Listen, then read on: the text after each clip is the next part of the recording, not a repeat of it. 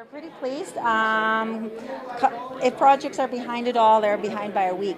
They're not behind by months or anything of that. So we're really looking forward to the opening of those projects and having test events. So one of the things that we will have to do before the actual games start is any new facilities, we will have to do a test event just so that we can test all their facilities, test out the procedures, processes, all of those sort of things. So we'll be looking at doing some of those actually this coming winter in 2018 and in January to March of 2018 because of course they're winter and we won't have another opportunity to really do the testing until the game's time, showtime.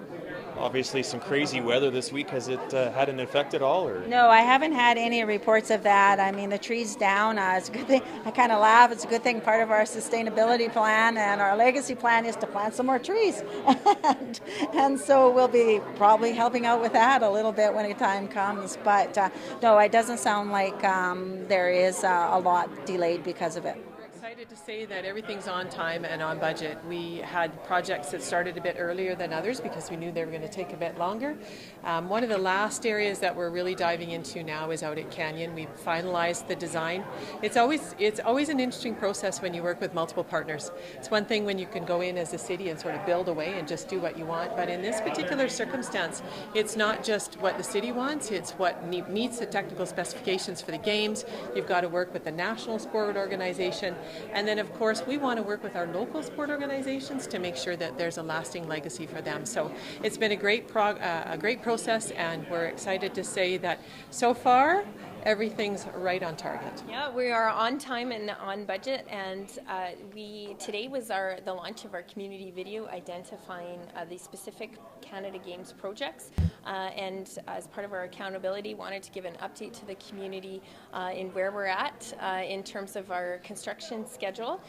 Things are progressing well, and already we're realizing the infrastructure benefit of the Canada Winter Games, and our community, I think, when we launch the video today and our citizens see it, they'll see just exactly how the games are transforming in our city in a way that we otherwise wouldn't necessarily have been eligible for. Getting really exciting, but scary and exciting. You fluctuate between the two emotions all the time. So you think, oh my God, have we thought of this or have we thought of that? And really, I really believe in hosting.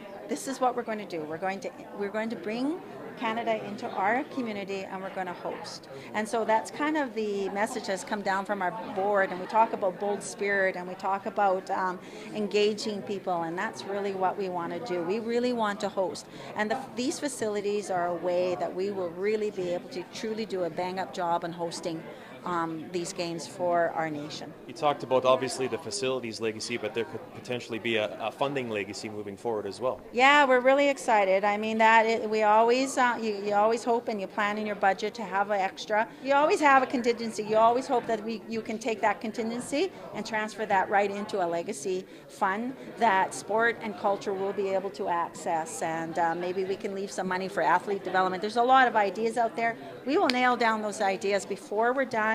We'll represent that plan to the community so the community actually knows what's going to happen. But the biggest part is the sport equipment legacy that we're going to be leaving. We had an example last week where the province of Alberta gave us additional funds that we could match to purchase equipment for the gymnastics center and for the judo organizations, and that is one of the ways that we can leave legacies, and that's why these games are so important. We got to talk about this.